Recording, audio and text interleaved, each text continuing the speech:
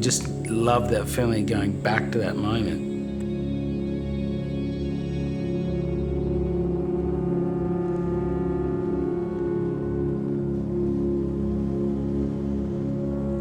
And freeze it just for a moment, just so I can observe it for a little bit longer, I'll hold it.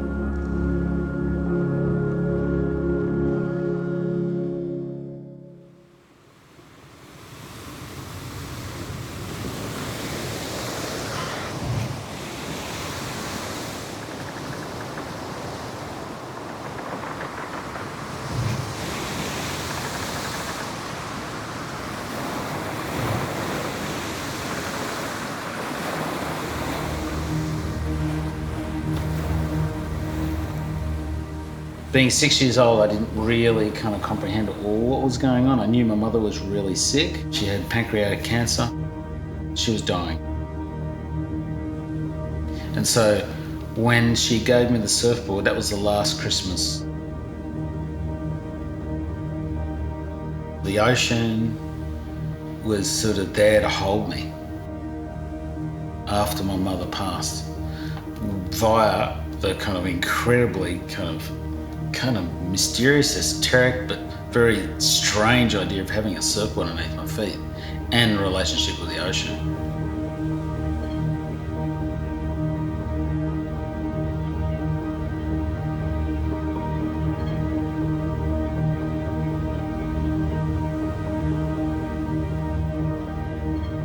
I think the ocean became a place where I tried to make sense of everything. The kind of loss, the disappearance of this sort of very powerful influence on a boy as their mother. I can see that the incredible gift in what happened there, and that there's nothing out of place and all is in order.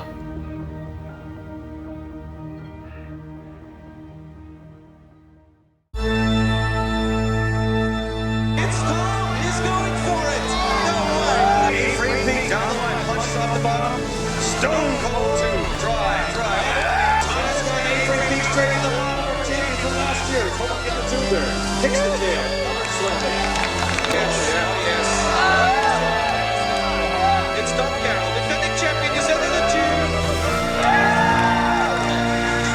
Up and riding, and under the tube. And in there, and maneuvering. That's Tom Carroll. Let's go, watch this. Up and riding, it's Tom, defending champion. He's out! He's out! And he's cut back. And he's in again. He's still in. And he is out! He's the defending champion. He's from Australia. Three-time champion, Tommy Carroll.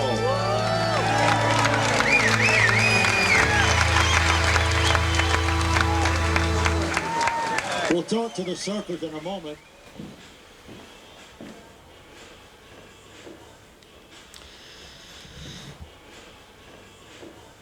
I like this photo a lot too, but I'm just worried how it will come up in an edit. Because it's so shadow. It's so contrasty, and I think it's fairly damaged as well. And you got all this dapple kind of shadowing from the clothes line. I do like this one here. Competitive surfing drew something out of me that made me move around the world to see the things I got to see in order to take the photos and getting stimulated. It's a way of sitting back from the world, maybe even slow it down a bit by looking at it in a different way through the lens. A curator looks after art and objects, and we think a lot about how artwork is made public. I wanted to see if there was something there. I wanted to see if there was something interesting to pursue and to work with him on. He was kind of unencumbered as a photographer. He was capturing this fast-paced lifestyle that he'd been thrust into. There are not many people who have travelled the world like Tom has, have experienced the places that Tom has, and the kind of lifestyle that Tom has. And so you have both of those things together, this unique set of circumstances and this very unique situation with this, I think, this unique person. Even though there was a few surfing images there, I really agree with Ben that it's not really about surfing, but just my view of the world as I was moving around it, and that's what sort of always intrigued me, what was going on around me, capturing just humans. I guess there's been some apprehension. Yeah, it's almost like, why would anyone really want to see my personal photo? A little bit of that, and that might be all sorts of garbage going on inside me. So to sort of strip that back, get myself out of the way and let the photos speak for themselves is my kind of biggest task. I've almost got to put a little bit of a protective layer over myself when I move into it.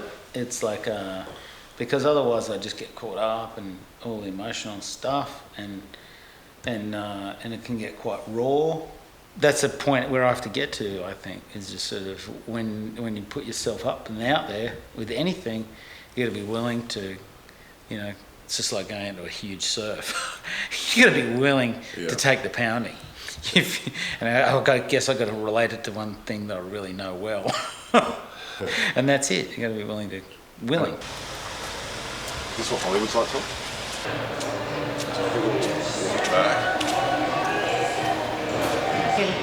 Put a decal up or something, whatever, your hero image, whatever you want to kind of introduce the exhibition, and then just have everything open. You want it just to be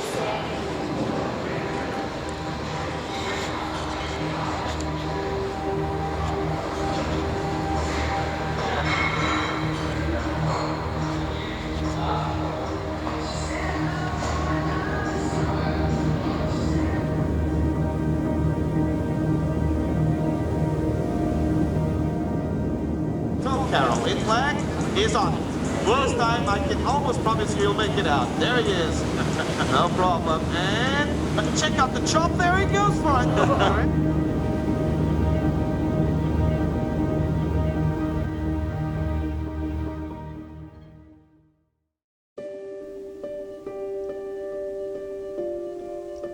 There's all kinds of pain. Emotional pain, physical pain. I don't do emotional pain very well. I do physical pain way better. I guess I'm a little anxious about, and a little overwhelmed feeling, I guess. A feeling of being overwhelmed. I've got a lot on all of a sudden. Eternally annoying. Is it twisted there, Grace, at the back? Yeah, that's good. So, I was 20 there. Looking at these images is a little bit like going through your old diaries and reading what you wrote. Some of it takes a little bit of time to sort of sink in. Some of it sort of doesn't do much, some of it does a lot. There's Mum again. Oh, there's Mum.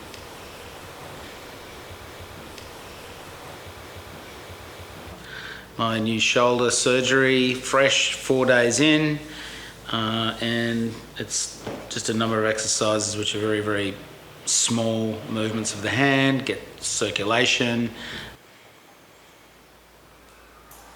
The weather's overcast, there's no wind.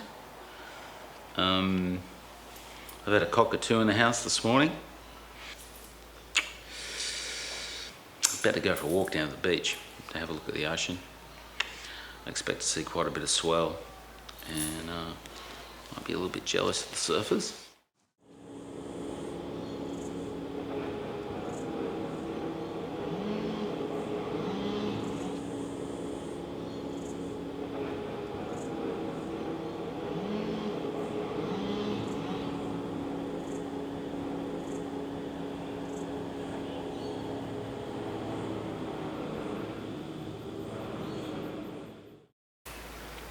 I can't really write anything down. I can't really type anything.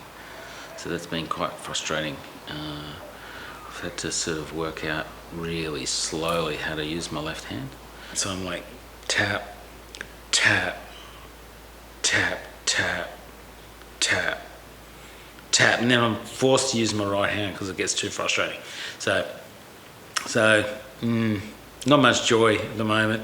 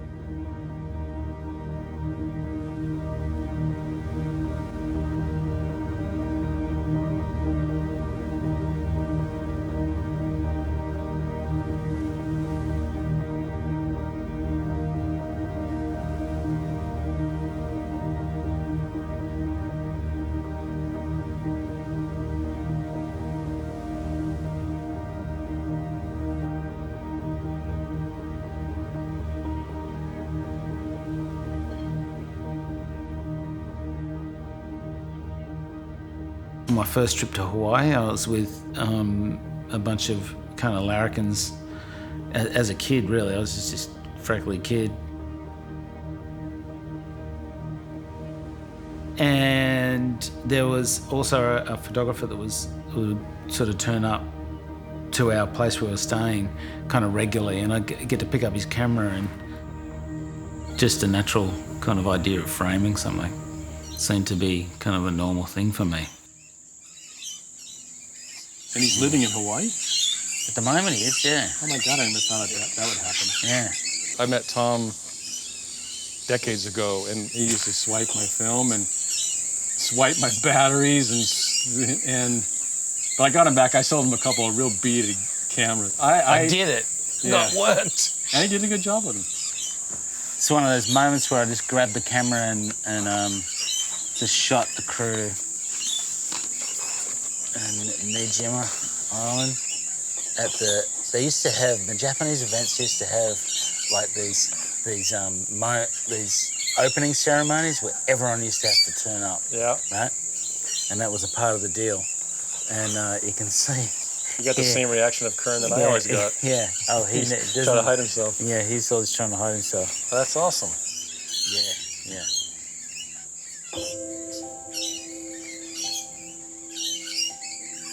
The stuff that really has a Tom signature is mostly those little moments of when people open up and let their guard down.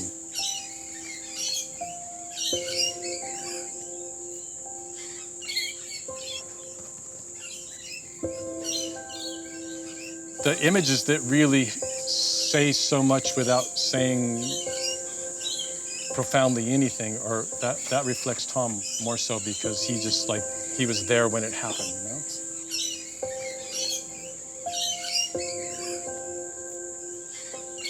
The richness of the experience is to take yourself and just meld in with everything around you. And then when you do that with a camera and you become the observer of everything, I think that's where life starts to really unfold, and that's where beauty is really redefined.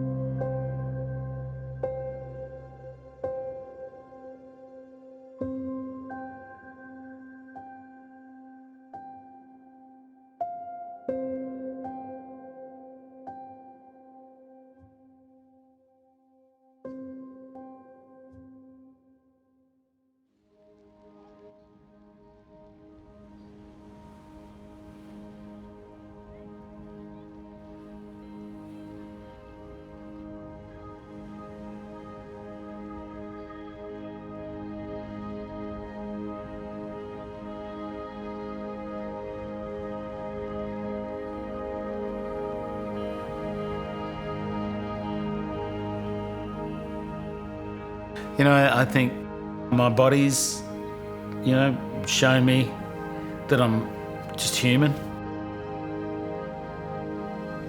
And nature's shown me that I only have so much power. I've got to watch out about that, what humility really means for me.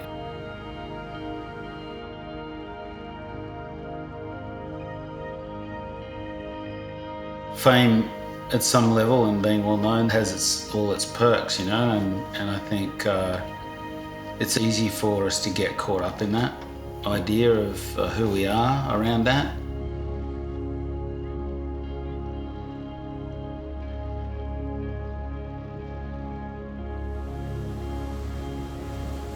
The more I kind of got lost in my big idea about myself, the less I got to kind of connect with people, and the more I sought things that weren't necessarily healthy for me.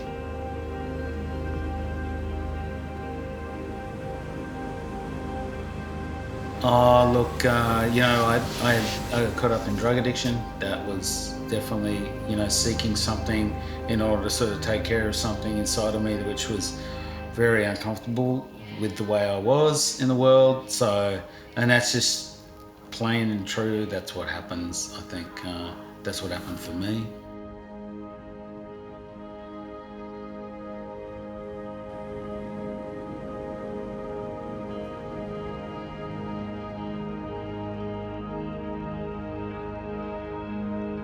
I know that my feet have been off the ground. There's no doubt about it. It can be fun. It can be, it's alluring. And when we're put on the spotlight and we bathe in the spotlight and we soak it up, and then we kind of want more and more and more, that's where we get lost.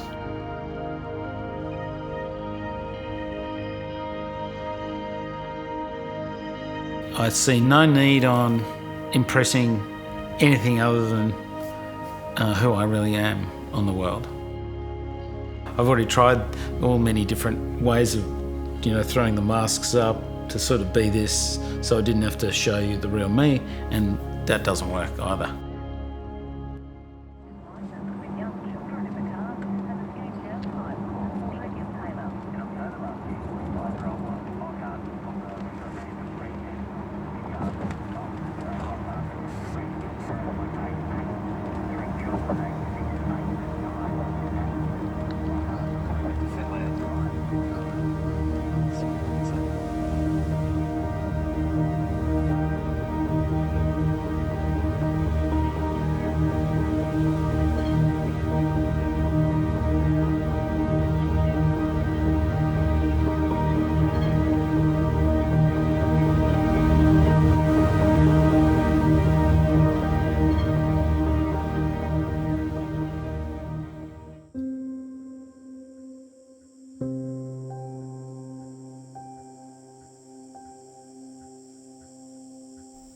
Why we're today so tied up with, taking a photo is something that we want to freeze. We want to sort of keep something forever. Ultimately, it is nice to have something on the wall, not on our phones. Something that's a photographic representation of a moment in the family's history, that makes us sort of feel fond of that moment, sort of something that we can relate to. We might sort of have a crap day and we get home and then we look at that photo on the wall. It sets off that memory that we can kind of start to feel good about ourselves again. That's kind of cool. That's the sort of that timelessness.